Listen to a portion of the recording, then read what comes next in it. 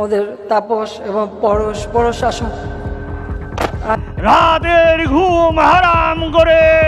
জি, আসসালামু আলাইকুম। তুমি? হ্যাঁ, কি বলবো? হ্যাঁ, তোমাকে দেখতে যাচ্ছিলাম, আসবো? হাসুমনি, একটু আসতে চাচ্ছিলাম তোমাকে দেখতে। 22 জুলাই 2024। রাজপথ তখন উত্তাল, ক্ষমতার মসনদ টালমাটাল। ঠিক সেই সময় প্রধানমন্ত্রীর কাছে একটি ফোন আসে। ফোনের ওপার থেকে এক পরিচিত কণ্ঠ।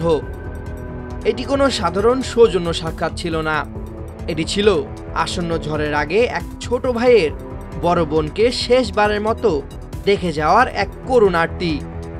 এই আরতি ছিল তৎকালীন ঢাকা দক্ষিণের মেয়র ব্যারিস্টার শেখ ফজলে নূর তাপসের।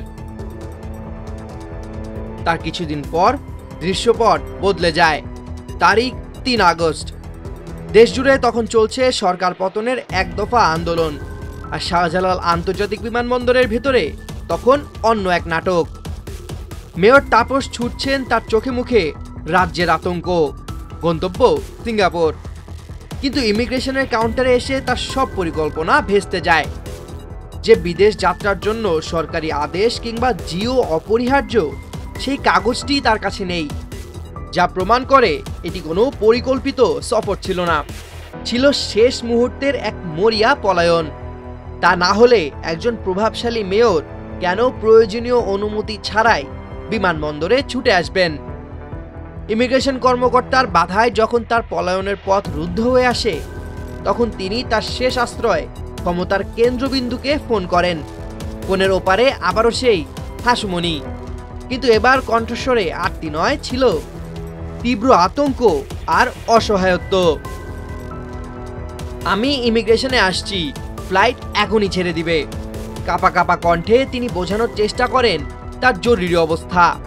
তিনি অনুরোধ করেন শেখ হাসিনা যেন সরাসরি ইমিগ্রেশন কর্মকর্তাকে বলে তার পথ পরিষ্কার করে দেন। কিন্তু ফোনের অপর প্রান্ত থেকে যে উত্তর আসে, তা ছিল ক্ষমতার এক শীতল প্রদর্শনী। শেখ হাসিনা সরাসরি ইমিগ্রেশন কর্মকর্তার সাথে কথা বলতে অস্বীকৃতি জানান, তবে তিনি পথ রুদ্ধ করেননি। নিয়ম মাফিক তার সচিবের মাধ্যমে বিষয়টি সমাধানের নির্দেশ দেন, যা শেষ পর্যন্ত তাপসের পলায়নের পথ খুলে দেয়। সম্প্রতি ফাঁস হওয়া এই দুটি ফোনালাপ শুধু একজন মেয়রের পলায়নের চেষ্টা নয়, এটি একটি শাসনকালের পতনের জীবন্ত দলিল। প্রথম ফোনটি ছিল এক আসন্ন বিদায়ের ইঙ্গিত, আর দ্বিতীয়টি ছিল সেই বিদায় বেলার করুণ দৃশ্যায়ন।